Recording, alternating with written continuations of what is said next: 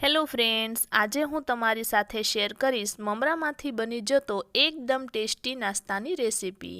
એકદમ ટેસ્ટી અને સરળ રીતે બની જતો આ નાસ્તો ઘરમાં નાનાથી લઈ મોટા બધાને ખૂબ જ ભાવશે।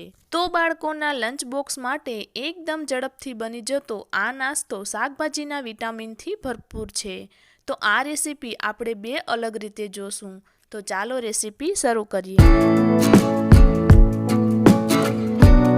નવી રેસીપી શીખવા માટે નિરૂપાસ કિચન ગુજરાતી ચેનલને સબસ્ક્રાઇબ કરો અને સાથે બેલ આઇકોનને જરૂરથી દબાવો નવા રેસીપી વિડીયો સૌથી પહેલાં જોવા માટે। ઓછા સમયમાં બની જતો એકદમ ટેસ્ટી અને હેલ્ધી મમરાનો નવો નાસ્તો બનાવવા માટે મેં અહીંયા 2 કપ જેટલા મમરા લીધા છે। તો આ રીતે માપ માટે તમે ઘરમાં રહેલી કોઈ પણ એક વાટકીને સેટ કરી લો અને તે જ વાટકીના માપ સાથે 2 વાટકી જેટલા મમરા લેવાના છે। હવે મમરામાં 2 થી 2.5 કપ જેટલું પાણી એડ કરીને મમરાને પાણીમાં સારી રીતે પલાળી દઈએ જેથી મમરા એકદમ સોફ્ટ થઈ જાય। અને હવે મમરા સાથે એડ કરવાના બીજા ઇન્ગ્રીડિયન્ટ્સ માટે બીજા બાઉલમાં અડધા કપ જેટલો સૂજી રવો લઈએ।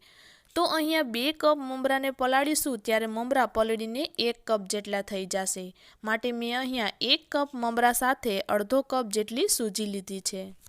આ રીતે સૂજી રવો રવાના દાણા કરતાં થોડો મોટો દાણો હોય છે જે બજારમાં સહેલાઈથી મળી રહેશે। જો ઘરમાં સૂજી રવો ના હોય તો રવાનો ઉપયોગ પણ કરી શકો છો। તો જે કપથી સૂજી રવો લીધો છે તે જ કપથી અડધું એટલે કે 1/4 કપ જેટલું ખાટું દહીં લીધું છે। તેને એડ કરીને સૂજીમાં મિક્સ કરી લઈએ।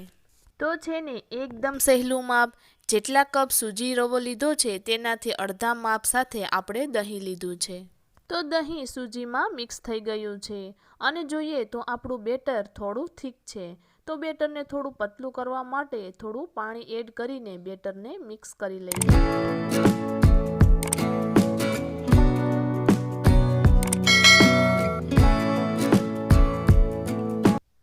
તો તમે જોઈ શકો છો કે મેં પાણી એડ કરીને બેટરને સારી રીતે મિક્સ કરી લીધું છે। તો આ રીતે બેટરને પલાળવા માટે મારે 3 મોટી ચમચી જેટલા પાણીની જરૂર પડી છે। અને હવે સૂજી અને મમરાને 15 થી 20 મિનિટ માટે પલાળી દઈએ જેથી મમરા એકદમ સોફ્ટ થઈ જાય અને સૂજી એકદમ સારી રીતે ફૂલી જાય। તો લગભગ 20 મિનિટ જેવું થઈ ગયું છે અને તમે જોઈ શકો છો કે સૂજી બધું જ પાણી એબ્ઝોર્બ કરીને એકદમ સારી રીતે ફૂલી ગઈ છે અને મમરાને જોઈએ તો તે એકદમ સોફ્ટ થઈ ગયા છે। તો હવે મમરામાં રહેલું એક્સ્ટ્રા પાણીને કાઢી લઈએ।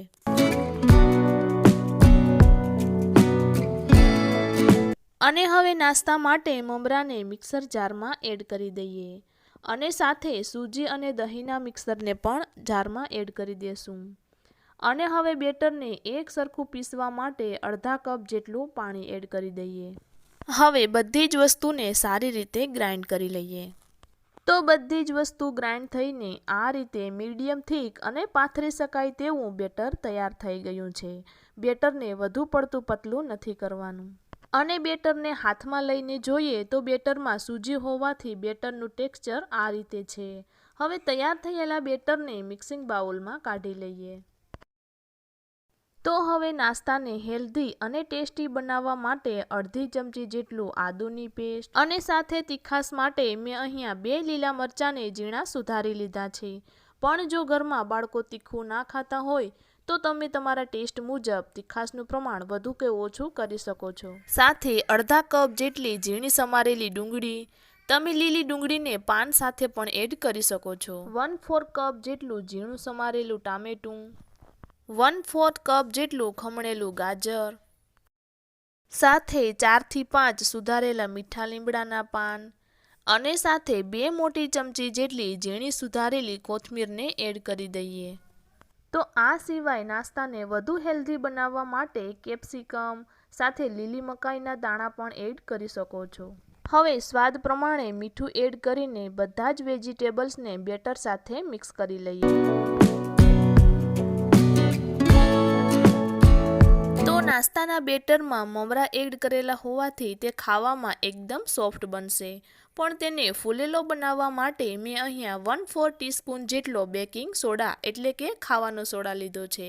તેને એડ કરી દઈએ. હવે સોડાને એક્ટિવેટ કરવા માટે અડધી ચમચી જેટલો લીંબુનો રસ એડ કરીને બધી જ વસ્તુને મિક્સ કરી લઈએ. તો તમે જોઈ શકો છો કે ખાવાનો સોડા બેટરમાં એડ કર્યું હોવાથી આપણું બેટર એકદમ ફ્લફી થઈ ગયું છે. તો હવે નાસ્તો બનાવવા માટે મેં અહીંયા આ રીતે નાની સાઇઝનું પેન લીધું છે.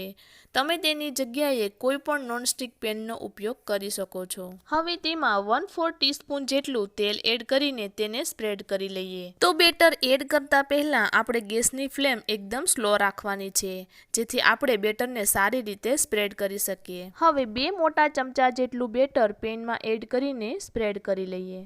અને હવે મીડિયમ ગેસની ફ્લેમ પર આપણો નાસ્તો એક બાજુથી સેજ ગોલ્ડન બ્રાઉન થાય અને ક્રિસ્પી થાય ત્યાં સુધી તેને કૂક કરી લઈએ. તો અહીંયા નાસ્તાને આપણે કૂક કરતા સમયે તેને હાઈ ગેસની ફ્લેમ પર કૂક નથી કરવાનું. મીડિયમ ગેસની ફ્લેમ પર તેને એકદમ ક્રિસ્પી થાય ત્યાં સુધી કૂક થવા દેવાનું છે. તો લગભગ 5 થી 6 મિનિટ જેવું થઈ ગયું છે અને તમે જોઈ શકો છો કે નાસ્તાની ઉપરની સરફેસ થોડી ડ્રાય થઈ ગઈ છે. મીન્સ તે બીજી બાજુએ સારી રીતે કૂક થઈ ગયું છે.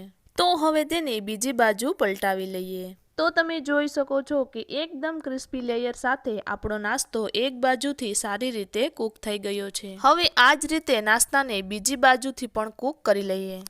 તો લગભગ 3 થી 4 મિનિટ જેવું થઈ ગયું છે. હવે નાસ્તાને પલટાવીને જોઈ લઈએ. તો તમે જોઈ શકો છો કે બંને બાજુએ એકદમ ક્રિસ્પી લેયર સાથે હેલ્ધી અને ખૂબ જ ટેસ્ટી એવો મમરાનો નાસ્તો તૈયાર થઈ ગયો છે. તો જોતાં જ ખાવાનું મન થઈ જાય તેવો આપણો નાસ્તો ટમેટો કેચઅપ, દહીં કે પછી કોઈ પણ ખાટી મીઠી ચટણી સાથે સર્વ કરી શકો છો. તો લંચ બોક્સ કે ટિફિનમાં ભરવા માટે આપણે નાસ્તાને કૂક કરવાની બીજી રીત પણ જોઈ લઈએ. તો તેના માટે મેં અહીંયા અપ્પે પેન લીધું છે. હવે પેનમાં થોડું તેલ એડ કરીને ગ્રીસ કરી લઈએ અને હવે 1 થી 2 મોટી ચમચી જેટલું બેટર કેવિટીમાં એડ કરી લઈએ.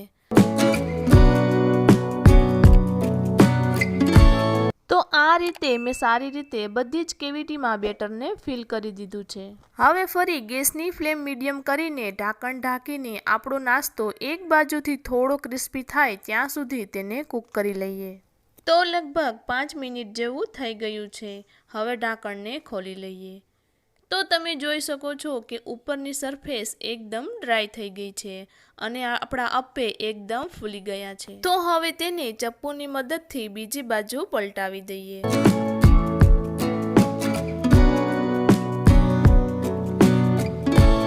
અને હવે ઢાંકણ ઢાંકીને નાસ્તાને બીજી બાજુથી પણ બરાબર કૂક કરી લઈએ. તો 4 મિનિટ જેવું થઈ ગયું છે. હવે ઢાંકણને ખોલી લઈએ.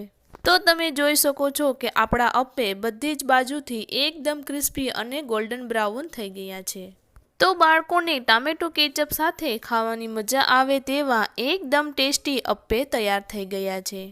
તો ઘરમાં બાળકોથી લઈ મોટા બધાને ભાવે તેવા એકદમ ઇન્સ્ટન્ટલી અને વિટામિનથી ભરપૂર સાથે સુપર ટેસ્ટી મમરાનો નવો નાસ્તો બનાવવાની રીત ગમી હોય તો મારી ચેનલને લાઇક અને ફ્રેન્ડ્સ અને ફેમિલીમાં શેર કરજો અને સાથે સબસ્ક્રાઈબ કરવાનું ના ભૂલતા.